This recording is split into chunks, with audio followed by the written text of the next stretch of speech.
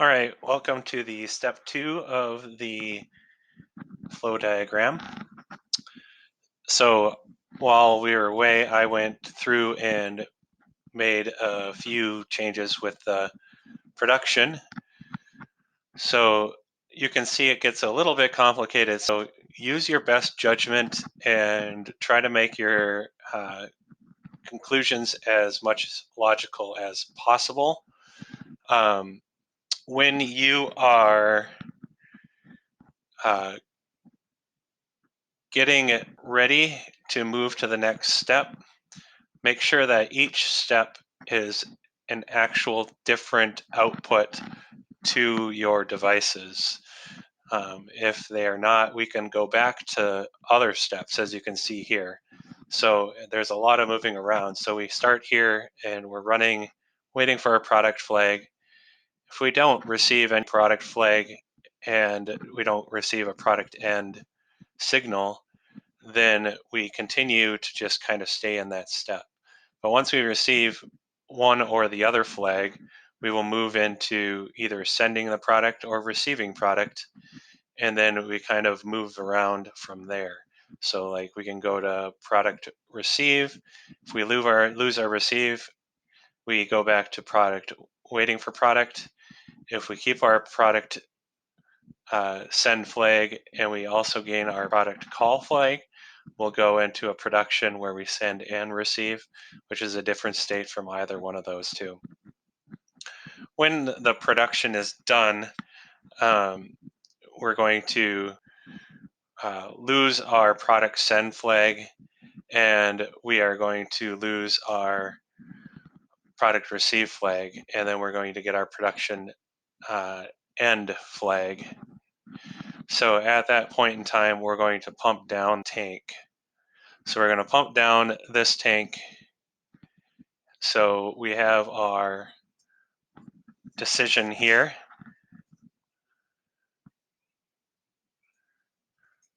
Of our tank is empty. We can use either a level transmitter or a level switch here for that.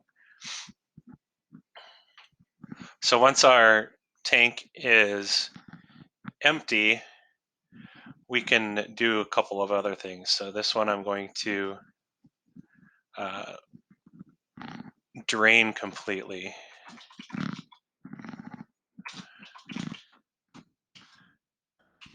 And this is going to be step 35.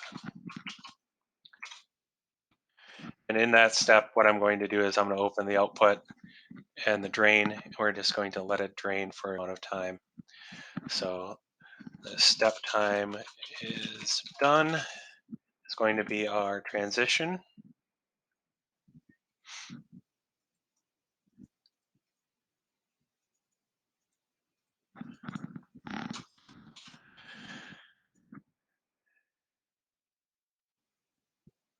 And then once we are done with our step time and we're drained, we're actually going to be done with production. So this is going to go back to step 0, idle.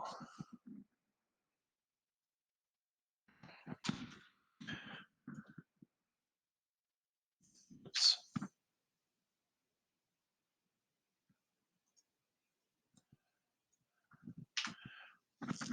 If we don't have our step time done, we're just going to come back and do a loop there.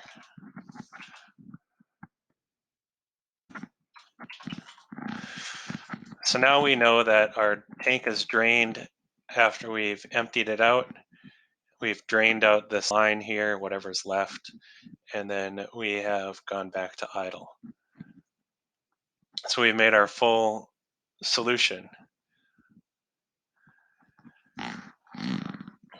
So it can get pretty complicated, but things to keep attention to is that we want to have static or mostly static systems we have in each of our steps.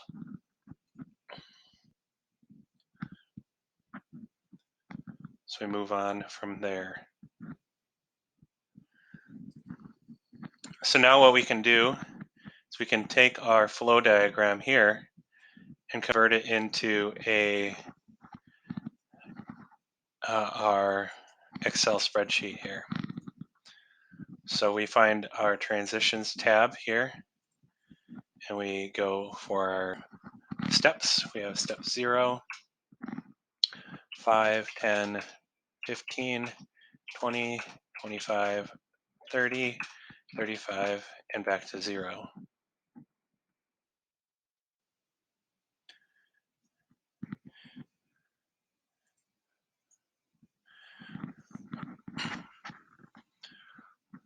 So we have our step 0. Our step description is idle. And our transition is a call to start flag.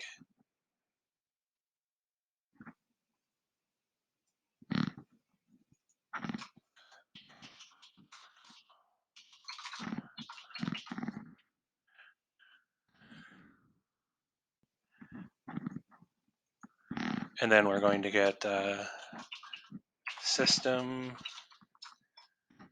start flag. And then we can add, since we have our check our interlocks and permissives as well, we can make an and operation here. Permissive, okay, and interlock, okay. So we have all those necessary to get it started. We don't have any step time or max time spent in that. And then we transition to step 5 here.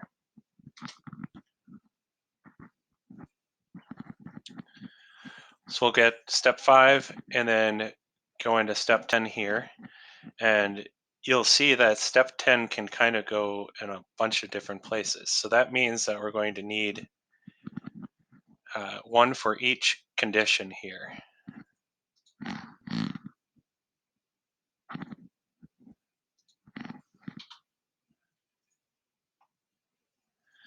Oh.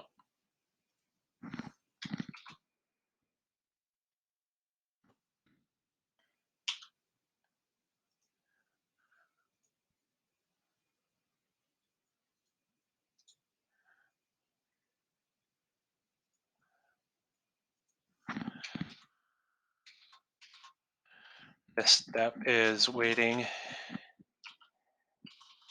for a product flag.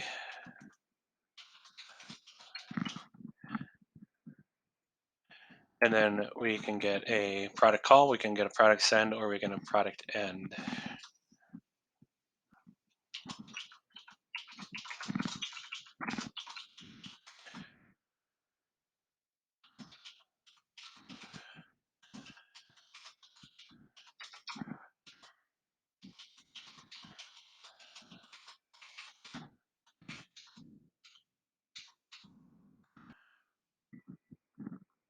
This is all the same step, so the same step production there. Transition parameter is going to be product call flag. This one is going to be the send, and this one's going to be the production end. There's no step time or transition set points for this one. And then if we get the product call, we go to 15. If we get a product send, we go to 20. And if we get a product end, we go to 30. So this indicates that we're going to have 3 branches on that rung of code. So then we fill in the rest of them, and they can go either way. And I'll do that while paused, and we'll hit it up on the next part. And then finally, we will fill in here for step 30 into 35. Our tank is empty here, so we're going to be looking at pump down tank. Transition description is going to be transition when when tank is empty. Our parameter is going to be our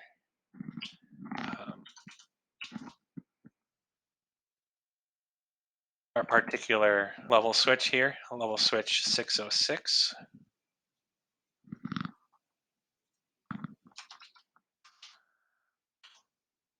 Our set point is going to be true, or false. So when our level switch 606 goes to false, that's when we're going to do that. And we will have, just in case our level switch is broken, we'll do a max time of 5 minutes. It could be more than that, but we'll just put 5 minutes in there for now. That can be changed later. And then we're going to transition to 35 for that. And then our last one is drain tank. We're going to transition on step timer. So our transition parameter is going to be the step timer. And our set point isn't going to be that anything because we're just going to have a step timer. And we're going to drain this for 5 minutes. So that's 300 seconds of a step time.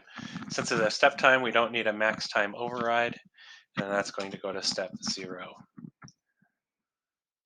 So those are the few different types of transitions that we can have. We'll go through and fill in all of the rest of the transitions, and then we'll pick up at the next video.